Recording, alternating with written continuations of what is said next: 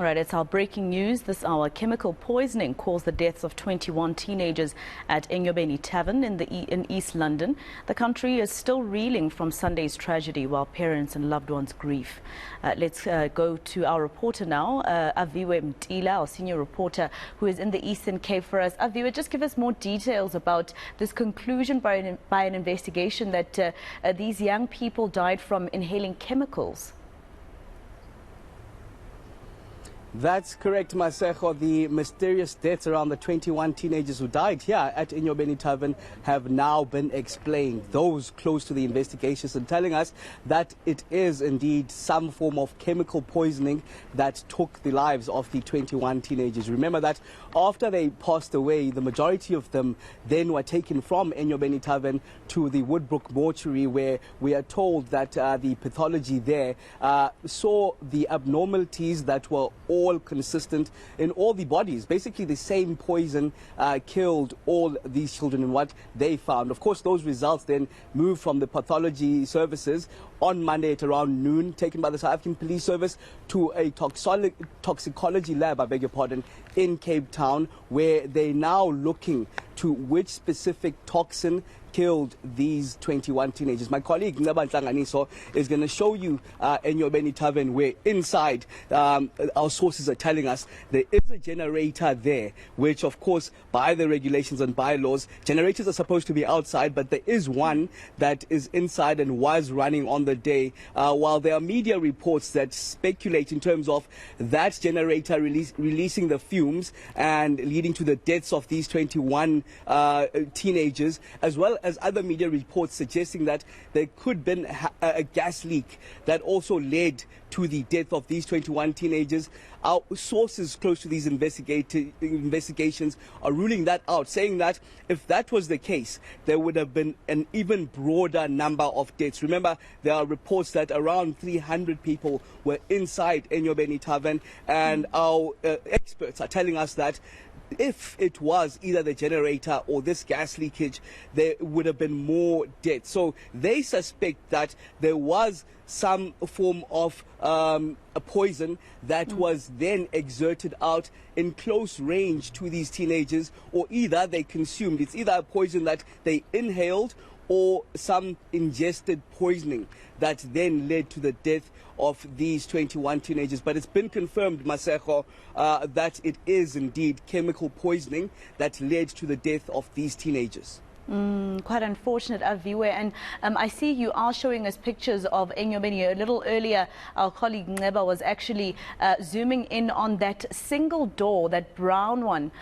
You know, a lot of the people that you've spoken to have told you that there's only one door to come in and out of the premises. Is this what you're also finding there?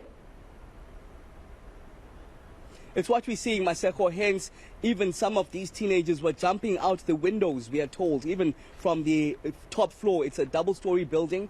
They were jumping out as they were trying to escape some of these fumes, which we now know it is that chemical poisoning that was happening. There's a generator that's situated inside. Our sources also saw this generators, these experts that were here trying to comb through the scene. They even say that the stampede has been ruled out and there were superficial injuries, Maseko, but not big enough, not massive injuries or any broken bones that suggest that there was indeed a stampede that happened. So that's been ruled out, and they say that they now have, without a shadow of a doubt, know for sure that it's chemical poisoning. In fact, that was already established at the pathology before the test went then to the toxicology lab in Cape Town, where now it's been trying to determine what exact toxin then killed these children. The parents aren't aware, of course, at this stage, and those results from the toxicology lab are expected in at least 2 weeks' time, Masejo, where it'll be confirmed